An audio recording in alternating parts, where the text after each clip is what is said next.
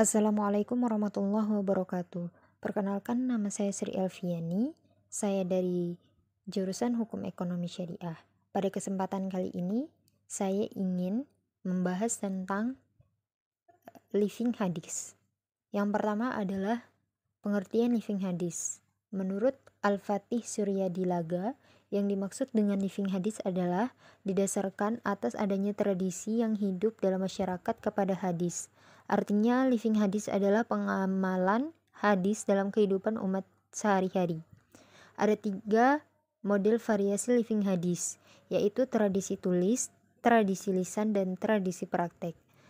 Tradisi tulis biasanya dalam bentuk tulisan yang terpampang di tempat-tempat strategis dan diyakini bahwa isi tulisan berasal dari Nabi. Misalnya, tulisan kebersihan sebagian daripada iman yang dianggap hadis oleh masyarakat, ditunjukkan agar masyarakat menjaga kebersihan lingkungan.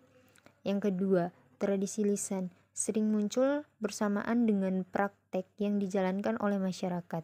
Misalnya, tradisi di beberapa pesantren melaksanakan sholat subuh pada hari Jumat lebih panjang daripada biasanya karena ada tradisi membaca surat Hamim, Al-Sajadah, dan Al-Insan. Yang kedua adalah pendekatan living hadis. Pertama, pendekatan sejarah. Yang kedua, pendekatan sosiologi dan antropologi. Yang ketiga, pendekatan fenomenologi. Yang keempat, pendekatan hermeneutik. Metode sejarah digunakan untuk mengamati proses sosial budaya berdasarkan alur waktu. Metode ini digunakan untuk menguji otentisitas atau validitas sumber dokumen, teks-teks hadis baik dari segi sanad maupun matan. Yang kedua, pendekatan sosiologi, mengkaji praktek-praktek keagamaan untuk membuktikan hubungannya dengan interaksi, struktur, ideologi, kelas, dan perbedaan kelompok yang dengan ini semuanya masyarakat bisa terbentuk. Yang ketiga, pendekatan fenomenologi. Agama sebagai fenomena kehidupan sebagai sistem sosial budaya. Artinya mengkaji agama secara filosofis dan teologis, tetapi agama sebagai fenomena empiris yang mendasari setiap fakta religius.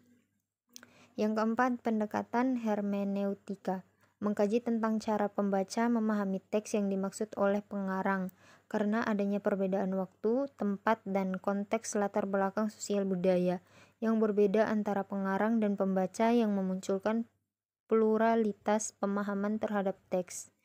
Yang ketiga, metode penelitian.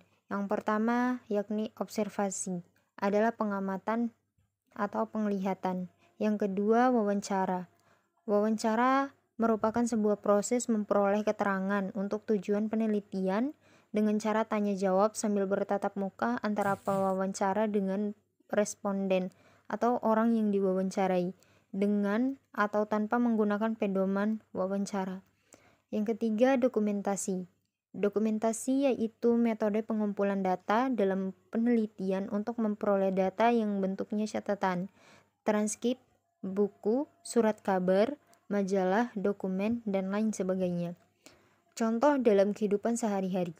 Salah satu tradisi menyambut bulan suci Ramadan dilakukan setiap bulan per tahun di Pondok Pesantren Al-Husaini Bima. Tradisi ini sepenuhnya dilakukan pada bulan Rajab sebulan sebelum Ramadan di lunar berdasarkan kalender. Hasilnya menemukan bahwa pertama, menurut tindakan tradisional, orang-orang yang bersedia untuk melestarikan tradisi yang telah inheren dipraktekkan. Yang kedua, tindakan efektif menunjukkan bahwa emosional orang-orang dibatasi untuk tokoh ulama atau salafu as-salih dan timing atau rajab. Yang ketiga, instrumental rasional yang menunjukkan bahwa orang di at-taqwa mampu berlatih tradisi karena kapasitas pada kedua sumber daya manusia dan keuangan. Yang keempat, nilai rasionalitas mereka didorong untuk mencapai barokah dengan mengikuti dan melestarikan tradisi salafus sholih. Sekian penjelasan dari saya. Lebih dari kurangnya saya mohon maaf. Wabillahi taufiq wal hidayah. Wassalamualaikum warahmatullahi wabarakatuh.